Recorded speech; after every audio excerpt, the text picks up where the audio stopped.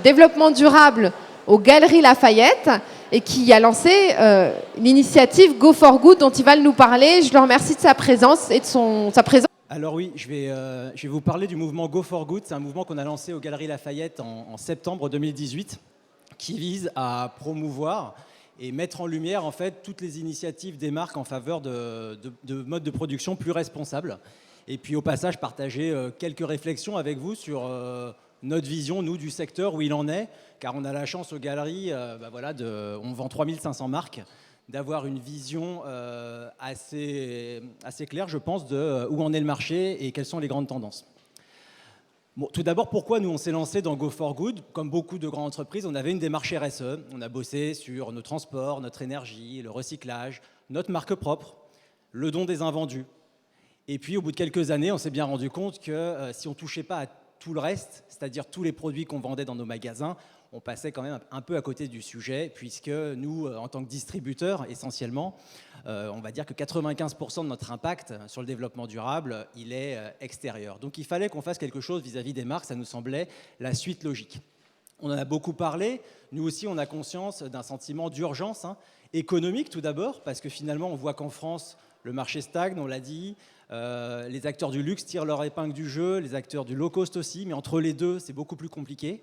Et on a, nous en tout cas, comme beaucoup d'acteurs, le sentiment qu'il faut se réinventer. L'urgence environnementale, on en a aussi conscience. Moi, il y a un chiffre qui m'a marqué d'une étude qui est parue la semaine dernière à Copenhague, qui dit que finalement, 40% des marques de mode dans le monde n'ont pas encore entamé la moindre démarche de développement durable, et que malgré toutes les avancées que les marques ont pu mettre en place depuis quelques années, ça ne compense pas les impacts négatifs qui continuent de s'accumuler avec l'augmentation de la population.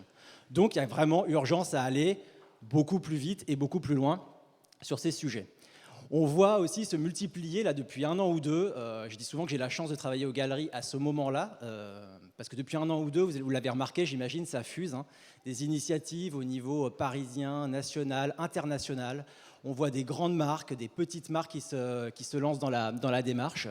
Il y a souvent, par contre, pas mal d'ignorance, moi, je pense, du grand public. Je pense qu'il y a, ça c'est pas scientifique, moi j'évalue entre 5 à 10% les gens qui vraiment ont conscience quand ils achètent de la mode, des impacts, ils font attention. Et je pense qu'il y a les 90 autres % à convaincre. Et c'est ça, nous, je pense, où on a un rôle à jouer. Sur les marques, je pense qu'on n'est plus à l'époque du greenwashing, puisqu'il y a les réseaux sociaux, et de toute façon, on se fait très vite attraper maintenant. Moi, je pense qu'on est plus à l'époque parfois du pilot washing. C'est-à-dire qu'on lance des pilotes, des projets pilotes, en sachant pertinemment qu'on ne va pas passer à l'échelle industrielle. J'observe plus ce genre de choses finalement que du greenwashing, je dirais, à l'ancienne. Et les consommateurs, on l'a vu, de plus en plus réceptifs. Moi, ce qui me marque, c'est bien sûr, comme tout le monde, la seconde main et la décroissance de consommation, mais méfiants, ils ne nous croient pas quand on parle de développement durable. Le chiffre a été dit ce matin, 14% des Français croient les marques de mode quand elles parlent de développement durable, et plus la marque est grosse, généralement, moins on la croit. Donc on part avec ce constat-là, essayer de redonner un peu de confiance et essayer de faire le tri aussi dans la jungle des labels. Je me suis amusé à en compter plus de 50, ne serait-ce que sur les matières ou les procédés de transformation. Donc Go for Good, en quoi ça a consisté? Donc on l'a lancé en septembre 2018, ça a consisté déjà à mettre en avant des produits plus responsables. Donc on raisonne au niveau du produit et pas de la marque. Je vous expliquerai après les critères de sélection qu'on a retenus. Qui a participé? Il y a différentes catégories de marques. Il y avait des marques qui faisaient des choses et qui n'en avaient jamais parlé, de peur d'avoir une mauvaise communication. Et donc nous, on a passé beaucoup de temps à essayer de les rassurer sur ce plan-là. Et beaucoup de marques, finalement, ont parlé pour la première fois de ces sujets-là à des clients, parce que c'est plus facile parfois de prendre la parole dans un grand magasin quand c'est un thème, c'est un événement sur la mode responsable, que de le faire tout seul dans son coin. On a eu aussi des marques qui n'avaient rien à proposer par rapport au cahier des charges qu'on avait défini et qui se sont lancées, qui ont développé leur première collection responsable à l'occasion de Go for Good. Et ça, c'est vraiment quelque chose qui nous a fait particulièrement plaisir. Et c'est là vraiment qu'est notre rôle, je pense. C'est mettre en avant, oui, mais donner envie, accélérer. On a eu bien sûr pas mal de marques qui ne répondaient pas à notre cahier des charges, qui est quand même très exigeant. Et on a eu pas mal de petites marques, des jeunes marques, généralement des marques françaises, qu'on a fait rentrer. On a fait rentrer une cinquantaine de jeunes marques, généralement qui ont moins de 10 personnes, dans nos magasins à l'occasion de Go for Good. Toutes nos marques ont participé, les marques propres du groupe Galeries Lafayette ont participé, ça nous semblait normal. Et en parallèle, on a développé un certain nombre de services Alors, réparation, services de location, en particulier en partenariat avec Bocage que vous allez entendre tout à l'heure, nettoyage de sneakers, tous ces services étaient disponibles en magasin, et puis tout un tas de services de collecte. Alors, on a fait le textile, mais on s'est étendu, on a été imaginatif, on a collecté les cartes de fidélité, les poêles, les parfums. On est devenu un grand centre de recyclage de Galeries Lafayette pendant 6 semaines. Dans le magasin, vous verrez, il y avait un parcours qui permettait d'identifier les produits plus responsables et une déclinaison web. Enfin, ce qui nous a semblé important, c'est de faire de nos magasins, on a des grands magasins, des lieux d'échange. Donc on a organisé pendant 6 semaines des débats gratuits où tout le monde pouvait venir assister et on a parlé, on a débattu de la mode responsable au sein des magasins Galeries Lafayette. Alors, nos critères de sélection, comme je vous disais, une 50aine de labels, comment on s'y retrouve? Donc nous, on ne prétend pas avoir révolutionné les choses, on a juste fait une sélection que je pense rigoureuse des labels pour lesquels on peut clairement prouver une réelle plus-value par rapport à un produit standard au niveau environnemental, au niveau social ou au niveau du Made in France. Donc au niveau environnemental, vous allez trouver bien sûr toutes les matières plus responsables, biologiques et recyclés, les procédés de transformation plus responsables, le tannage végétal du cuir, Ecotex, le tannage végétal et la location et la seconde main. Au niveau social, on a cherché à valoriser le commerce équitable, tout ce qui est production par des structures d'aide à l'emploi et également les produits partage où quand vous payez un produit, une partie est reversée à une cause d'intérêt général. Et le local, la fabrication en France, mais pas n'importe quelle fabrication en France, c'est le critère où on a peut-être été le plus exigeant, puisqu'on a demandé à ce que 50% de la valeur du produit soit créée en France, ce qui fait que beaucoup de produits en fait, qui avaient le droit de mettre l'étiquetage Made in France n'ont pas pu être sélectionnés pour Go for Good, parce que nous, il fallait vraiment l'essentiel de la production ait eu lieu sur le territoire français. Donc ces critères, effectivement, on pouvait rentrer dans Go for Good si on répondait à un critère, oui, mais ils sont tous défendables et on s'est dit qu'on allait plutôt mettre en avant ceux qui faisaient des choses de bien que commencer à mettre des notes. Moi, je entendais ce matin les A, B, C, D, E. Quand le système existera, vraiment, je pense qu'on sera quasiment les premiers à l'utiliser. En l'occurrence, il n'existe pas pour le moment, donc on s'est dit qu'est-ce qu'on fait? On attend que l'affichage il existe ou on bouge, on fait quelque chose avec les outils dont on dispose à l'heure actuelle. Et c'est ce qu'on a fait, mais on n'a pas voulu, bien sûr, décerner des mauvaises notes. C'est plus subtil, en fait. Vous avez des produits Go for Good, il y a ceux qui n'en ont pas. Donc indirectement, on comprend quand même qu'il y a une mise en avant particulière de ceux qui ont une démarche à ce niveau-là. Le bilan, ça a été, donc le lancement a été organisé avec Stella McCartney. Le bilan, c'était 500 marques qui ont participé. Alors je dois préciser qu'il y a 300 marques de mode et il y a 200 marques qui concernent nos autres secteurs, parce que Go for Good, c'est un mouvement global. Donc il y a la beauté, secteur qui est encore plus mature que la mode sur ces questions-là, la maison, la joaillerie, la bijouterie et l'alimentaire. Donc environ 300 marques de mode, et on va vraiment de la toute petite marque accessible à la plus grande marque de luxe. Donc tous nos secteurs, 10 000 références produits, et donc 60 magasins ont participé à l'opération. Donc vous voyez, en magasin, l'idée c'était d'avoir choisi une couleur, alors on aime ou on n'aime pas, mais au moins elle a le mérite d'être originale, et de ne pas être sur le vert, parce que déjà on ne parle pas que d'écologie, on parle également de social et de Made in France, et on voulait une couleur joyeuse aussi, parce que bon, la mode ça reste un plaisir, on est les Galeries Lafayette, il ne faut pas se prendre trop au sérieux quand même, donc on voulait avoir un message positif, donc voilà, donc la couleur qui a été choisie pour le mouvement est ce magenta, et après, toute cette signalétique permet encore, parce que c'est quelque chose, je vous parle d'une opération qui s'est lancée en septembre mais qui perdure, c'est un peu moins visible bien sûr toute l'année, mais c'est présent. On identifie pour chaque produit le critère.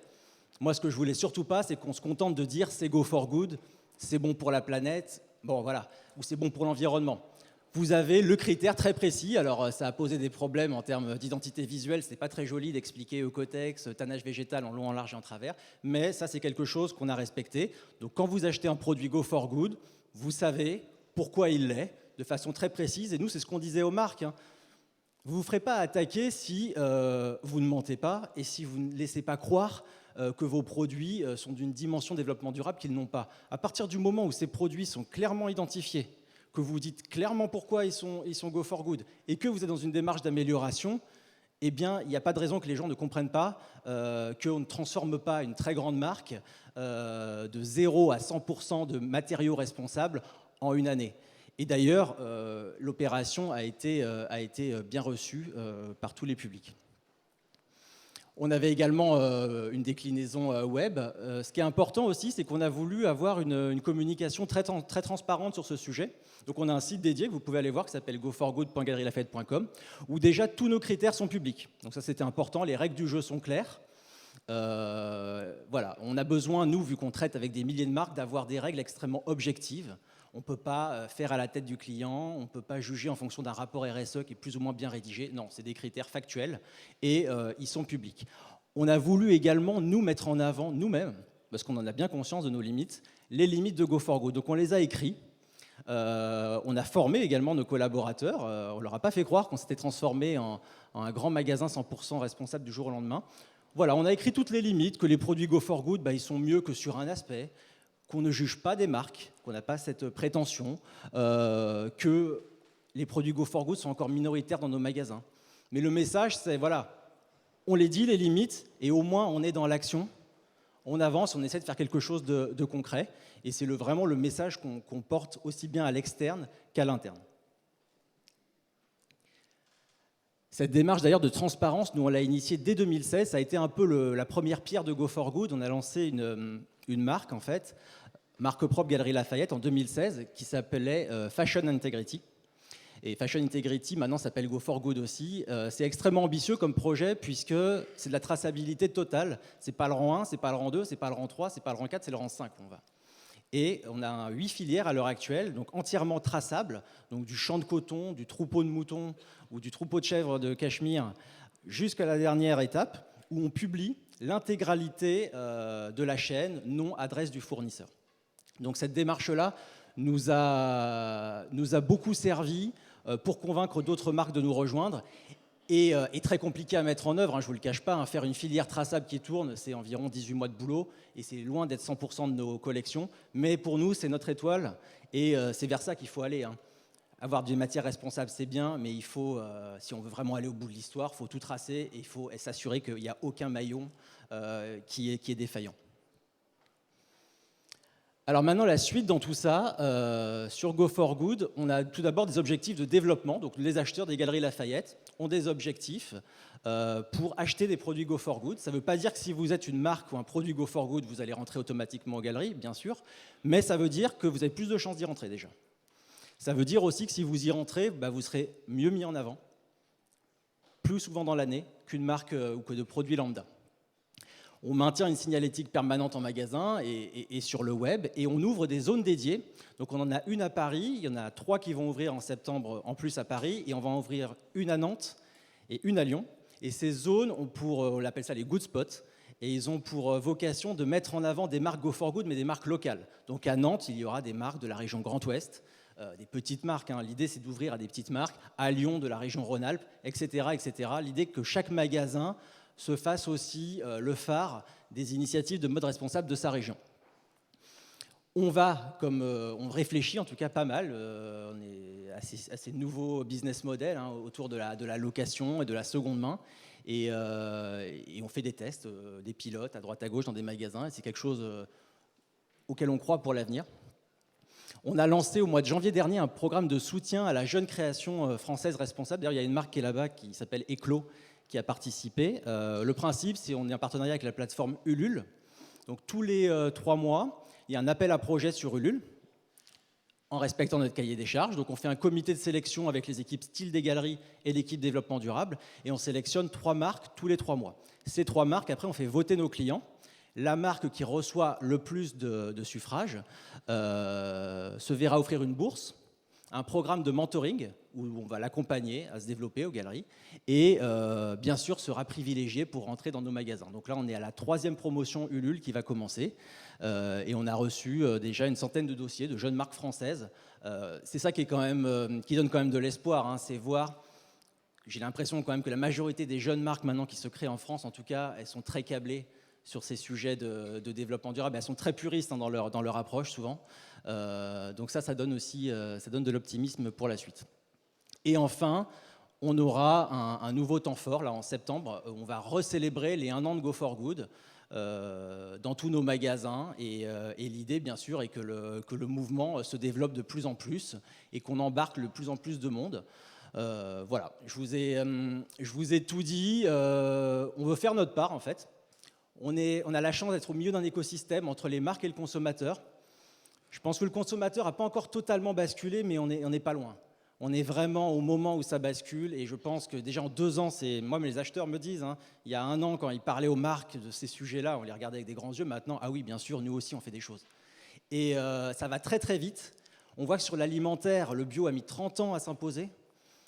J'espère qu'on ne mettra pas 30 ans dans la mode, mais je ne pense pas du tout. Quand on voit à quelle vitesse c'est allé sur la beauté, également, en 2 ans, il a fallu que Yuka sorte pour que tout d'un coup, toutes les marques refassent leur formulation, se mettent à la cosmétique naturelle et sans danger. Donc je pense que là, on est à un point de basculement, et il y a besoin de lieux comme ici, d'acteurs comme nous, petits, grands, pour donner le dernier petit coup qui permet vraiment de passer de l'autre versant.